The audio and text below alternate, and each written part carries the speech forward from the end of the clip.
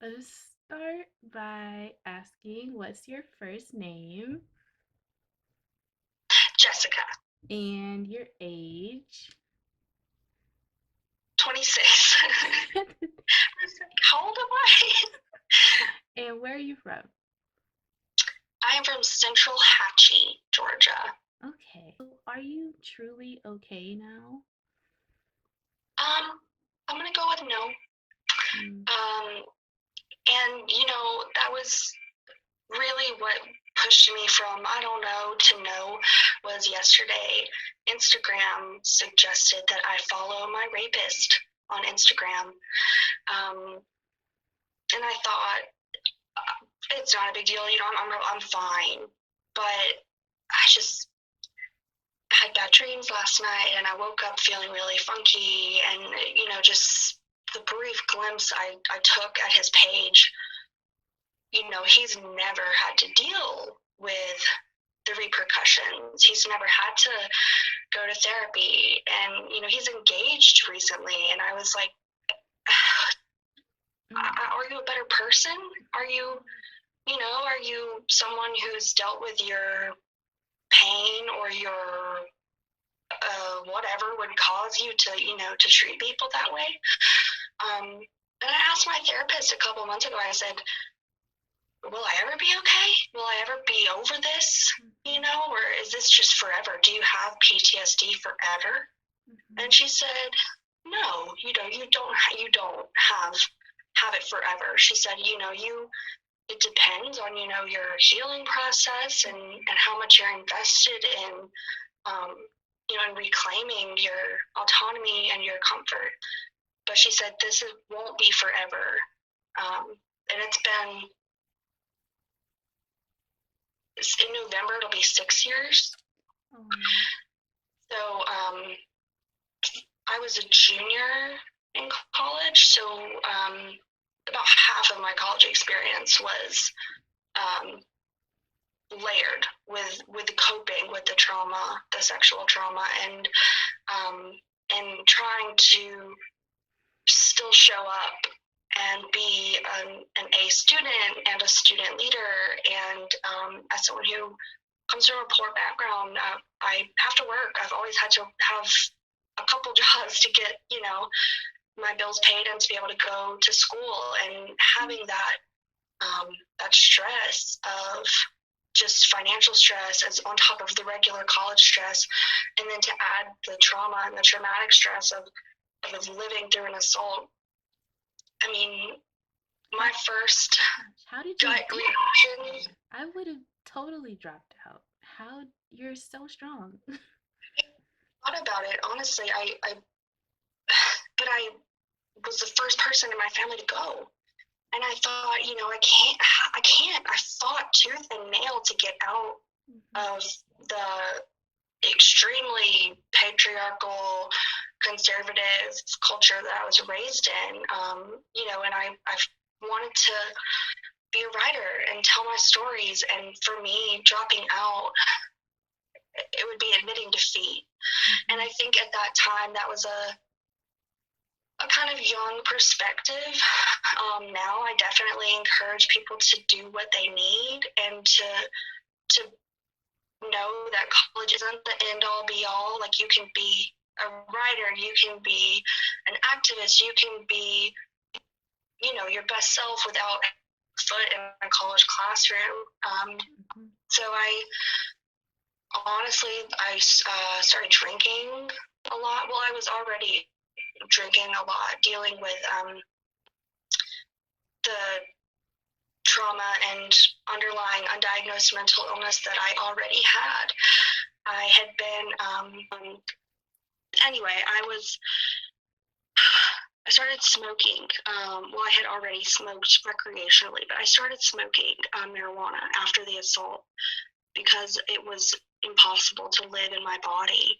It was impossible to inhabit the scene of a crime that would never be dealt with. I did report to the Women's Center anonymously in case there were other people who came forward. They would be able to contact me and really build a stronger case with more people. But I knew that the system doesn't really support survivors, especially survivors who are, I was drunk. So that's such a typical, well, you deserve that. And I didn't feel that I could handle the stress of a full-blown Like kind court. of investigation. Yeah. Right, like I was working, 2 jobs, and I just wanted to go to school and get my degree and change the world. Mm-hmm. And when I did seek therapy and to get that diagnosis alongside a PTSD diagnosis seemed like, what am I supposed to do with this? I, I'm just a college student who, wants to feel like everybody else, and really set me on a journey of exploring trauma and exploring the trauma that I had in my past that I never considered to be trauma, because in a culture where beating your children is normal, Mm-hmm. where beating your wife is acceptable if she said something wrong, in a culture where, God said, spared the rod and spoil a child. There was so much that I had never dealt with. Yes. So for me, the way that like you said, how did you do it? How do you work through something like that and not just, drop out or crawl under a rock? Mm-hmm. It was writing. I had a professor, Monica Prince, and she was the person who I told. And I said, this thing happened to me, and I have class with this guy, and I have to give a presentation today, and this weekend he did this thing, and I don't know how I can how can I do this?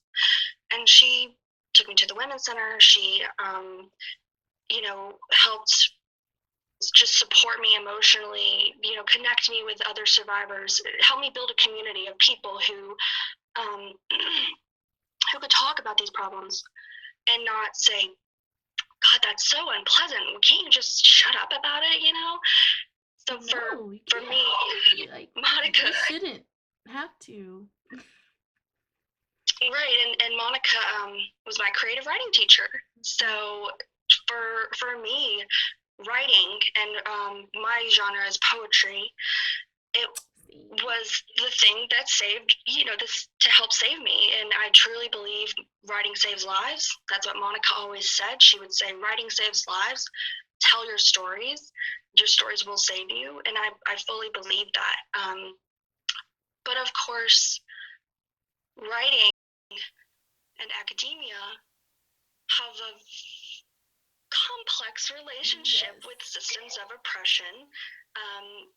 And academia isn't always the best place to support survivors either. I was blessed in that Monica was, well versed in trauma informed Yes. teaching, Everything, but everything goes so fast. In college, everyone is doing their own thing. They're trying to get by, do their work, and teachers are just trying to teach the materials before the semester ends. It's just like it right. keeps going and going.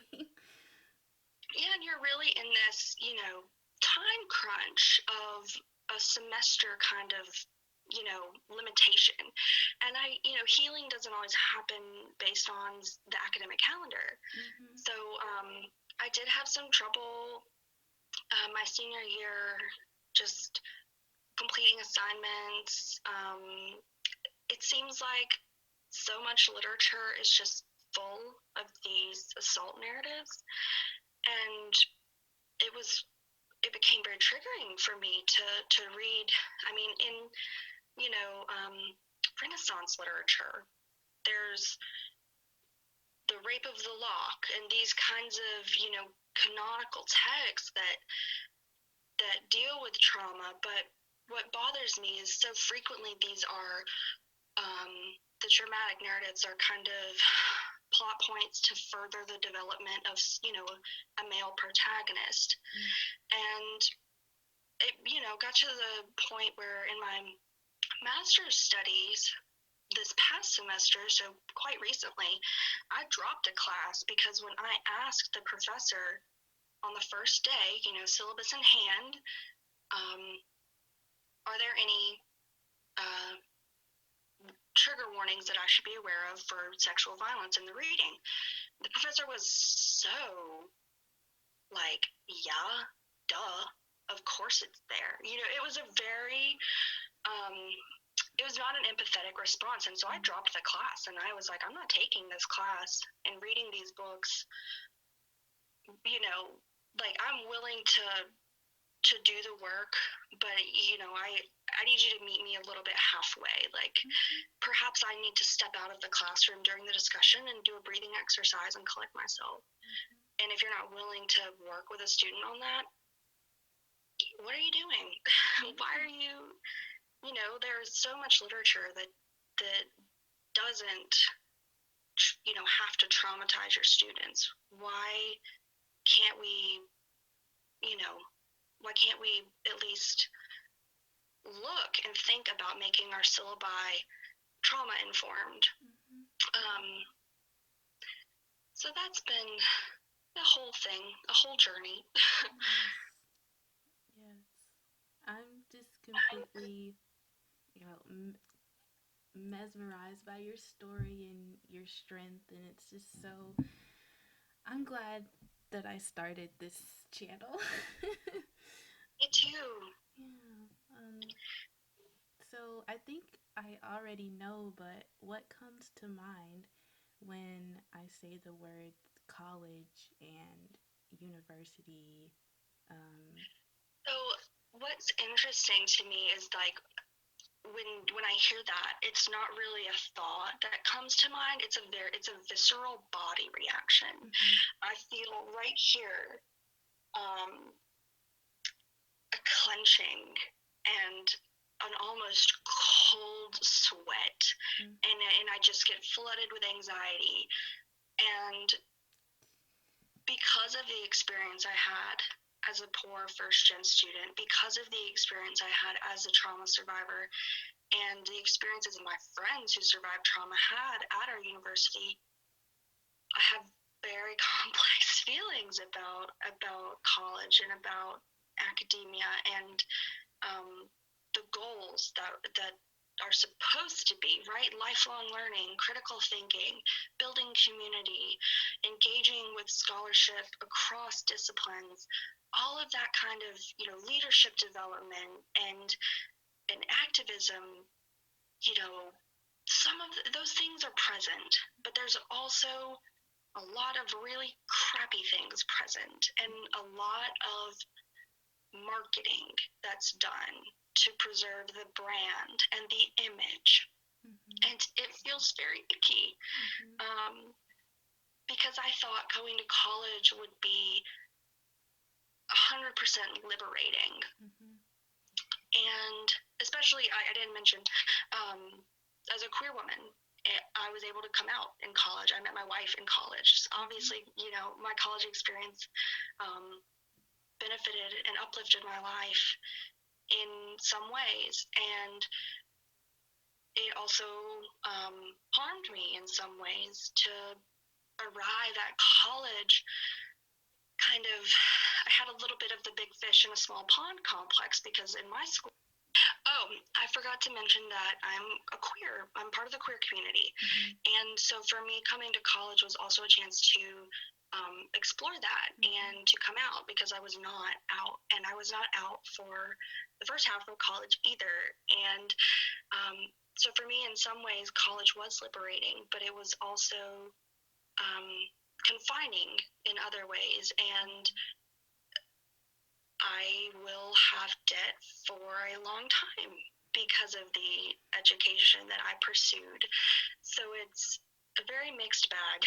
I have very complicated feelings because I think there's so much potential for people to go to college and to be exposed to new people, new perspectives.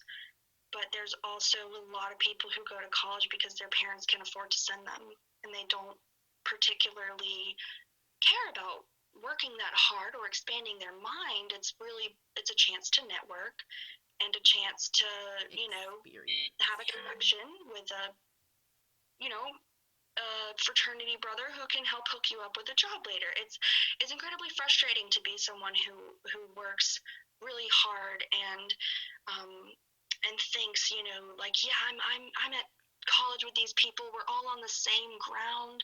We're all on level footing. Oh, no, no, no. I could never afford to take an unpaid internship. It's not possible for me to do. But I met people who could move home for the summer, stay with their parents with no financial responsibility, and take an unpaid internship, and then land a great job in Atlanta later and be able to afford to move there and set themselves up because they had a safety net. And for a lot of students without a safety net, it seems like, well, what's the point?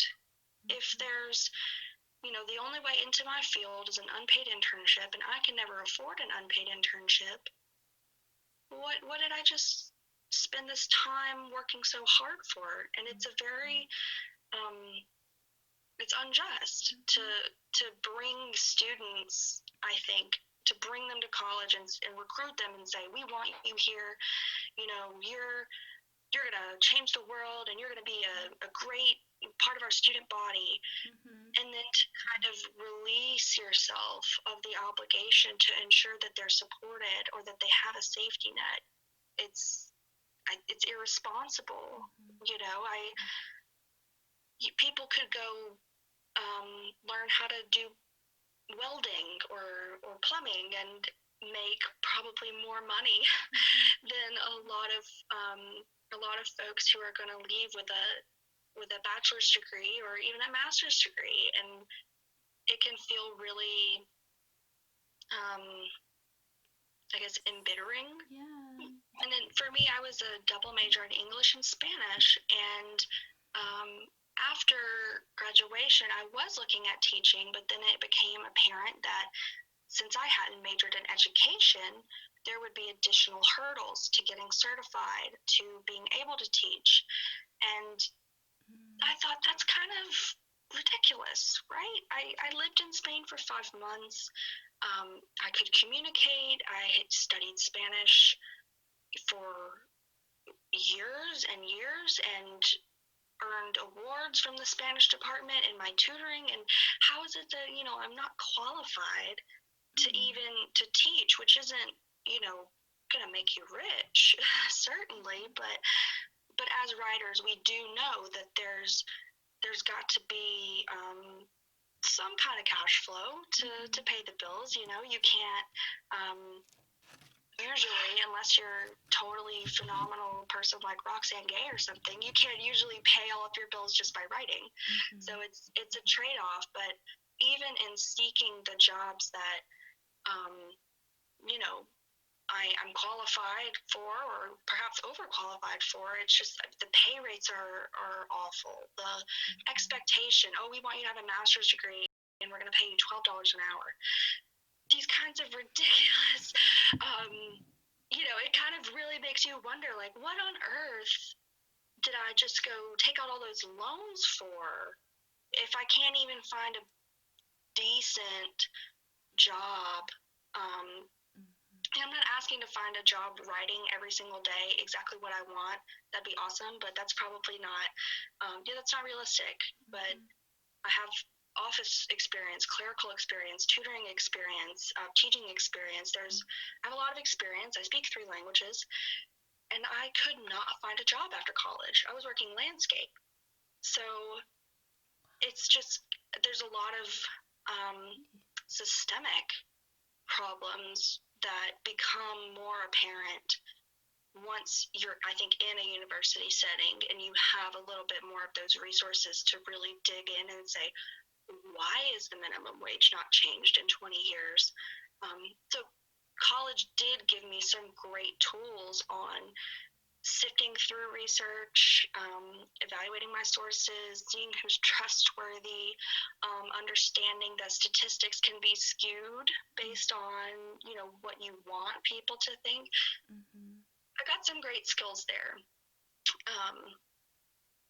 So it's, I don't want to say college is all bad and it's evil and no one should ever go, but it's a much more complicated decision, I think, than what I was raised to believe it was. It was just automatic. You're going to go to college so that you can get a good job, so that you can lift, our family, or lift yourself and therefore our family, higher out of poverty.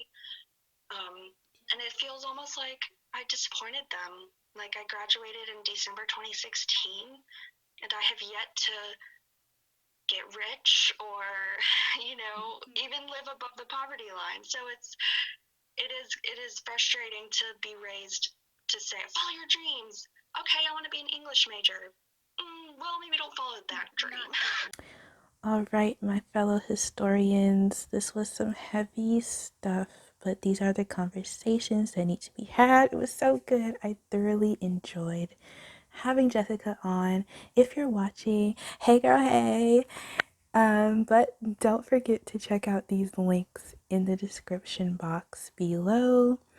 And as always, thank you so much for watching. Don't be afraid to comment. Let me know what you think. Did you share a similar experience in college, or you know someone who did? And yeah, peace.